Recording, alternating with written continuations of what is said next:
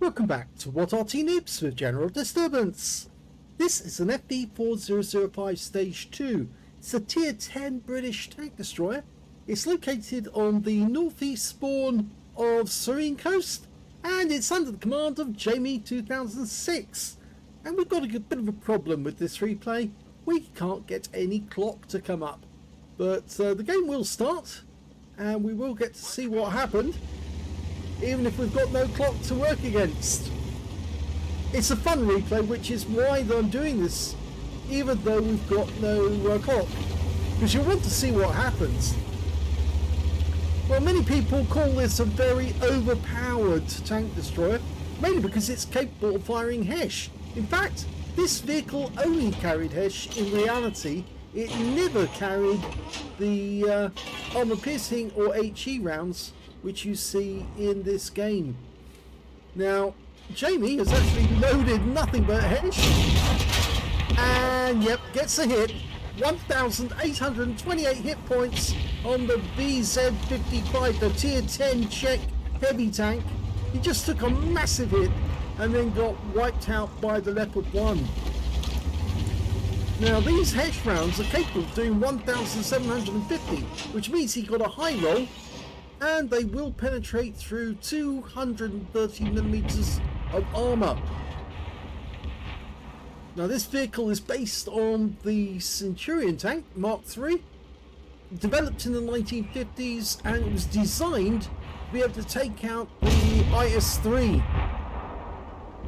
They had to build a tank destroyer which was capable of penetrating 150mm of armour at 60 degrees.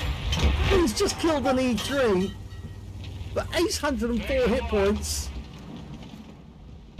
So he's got 2 kills. Well, not 2 kills actually. He's got 1 kill and 1 very, very big hit. The Leopard took the kill. Now you might notice that there's 2 FV4005s in this game, and the other one, Sage's Popadias, or was it Popadias? Not quite sure of his name. There he is, Popia Das is alongside him.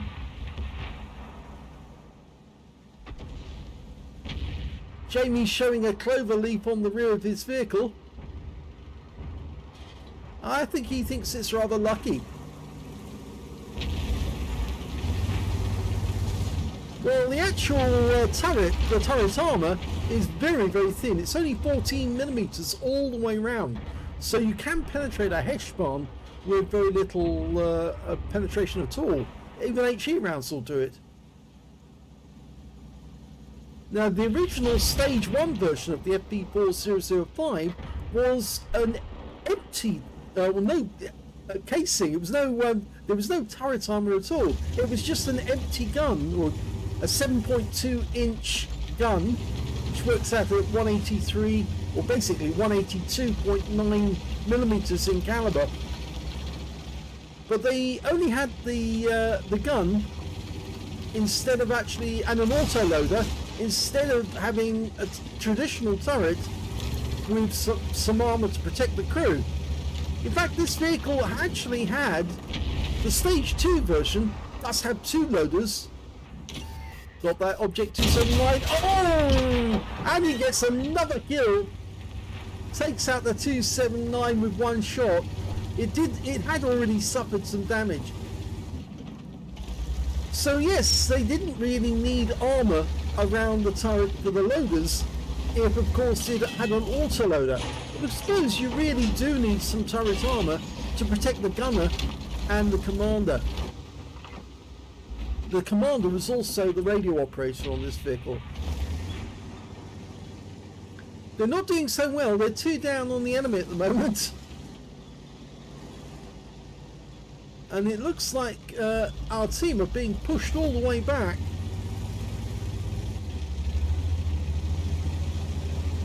Jamie's decided to reposition himself.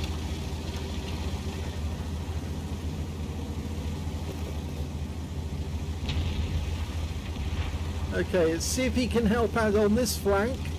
There's an Object 277 over in the distance, and it looks like our It's not a Death Star, sorry, that's the heavy tank, the FV4005. He's got another kill. And 1,171 hit points by taking out the Object 2's double seven. But he did take a round from the Sheridan as well, and that cost him 407 hit points. But it should be Object 277, not Object 777. Oh, now we've got an enemy Arty trying to get at us. There's a GWE100 and an Object 261 on the enemy team. And it looks like the other FV4005 went hiding into that corner. Our own Arty are actually taking a bit of a hammering at the moment. One of them just got taken out by the Leopard 1. And we've got their FV215B, the heavy tank, about to come around that corner. He's got a rear mounted turret. Hello! And he's gone. Yep, so that's another one-shot kill.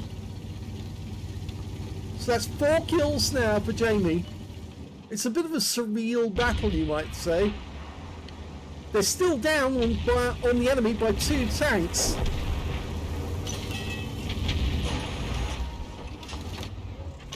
Now this tank actually does have... Oh, TVP. And another kill! 1,245 hit points this time. But he takes out the TVP with 1 shot. So he's one-shotting 5 enemy vehicles now. And of course he almost got a 1-shot on the VZ55, but the Leopard was just too quick with the reload.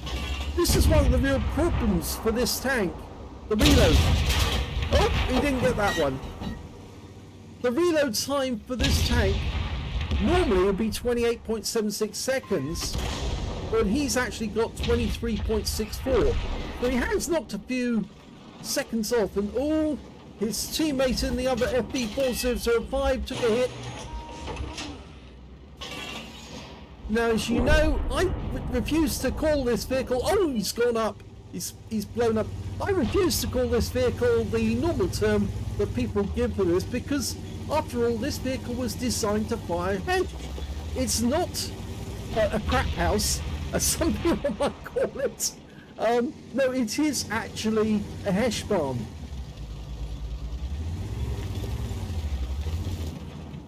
There's only one of these vehicles left, and that's the one that's at Bovingdon. You can actually see it because it's a gate guard. And he just told the Strib 103B to withdraw. I think he actually wants him to hold back. There is a Strib somewhere over on the far side, because he was the one who took out our FV4005 teammate. There's 2 Stribs on the enemy team.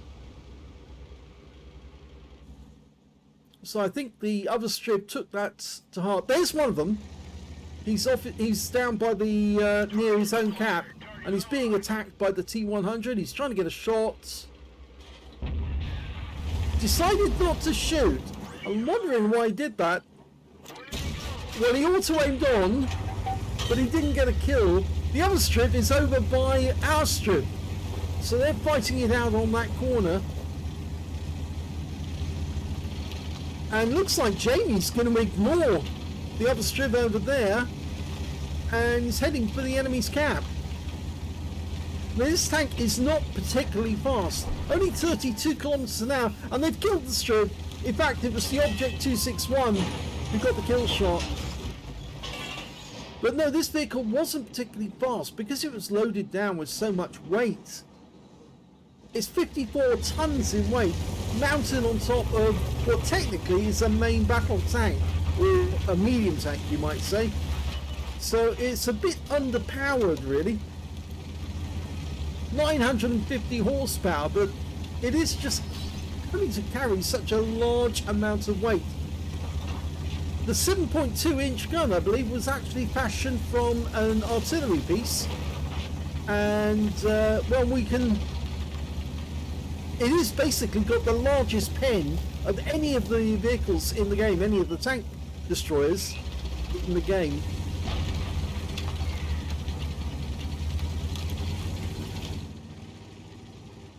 Highest armor piercing pen, I should correct that.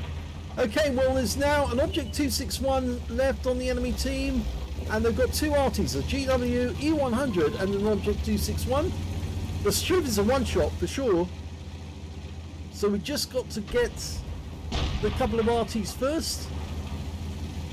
If he can get both of them, he will end up with the Pascucci's. It's just that long reload that's going to be the problem. And he's found the GW and wipes him out. That gives him a top gun. He could ram, or he does ram the Object 261. He gets 160 for it, but he doesn't kill him. And now he's trying to deal with the Striv who just wiped out our T100LT. Just stay alongside him so he can't back up. Oh, he just took a hit for our own Arty. And there goes the Striv. So it's only the... oh no, the other one's been killed.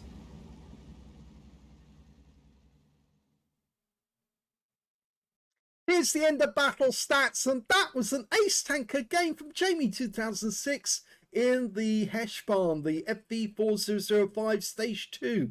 He managed to get a fire for effect for doing more damage than hit points to his own vehicle. He got a bruiser medal for getting at least 5 critical hits. He managed to get 5 in total. And he got the high caliber for dealing the most damage in the game, most of them one-shots, as well as a top gun for getting at least 6 kills. He ended up with 7. He was one short of getting the Radleys, but unfortunately he couldn't kill that Object 261 with the RAM. If he had taken out the 261 with the RAM, then he should have been able to then take out the Striv 103B, and that would have given him his Radley Walters, but sadly he didn't. But look at that win 8,095 super unicum and quite a bit more. And he says that FV4005 is still broken. Well, yes, it is when you're firing Hesh rounds, but the Hesh rounds do cost quite a bit, so yes, it is going to be expensive, but you get that fabulous effect when you hit them with just one round and the enemy tank just disappears. It just turns into an inferno. Very well played. 6,708 hit points of damage, highest damage in the game. Second highest was the Striv 103B. He killed at the end with 3,390, and then the third highest damage was the Object 277, who got 3,326 hit points out of the game. When it came to kills, yep, he definitely got the highest number of those with 7. 4 kills went to the TVP T5051 that he killed, and 3 kills went to the Striv 103B on his own team, who also survived the battle. And when it came to base XP, yep, he's got that as well, so he's got the top in all 3 columns.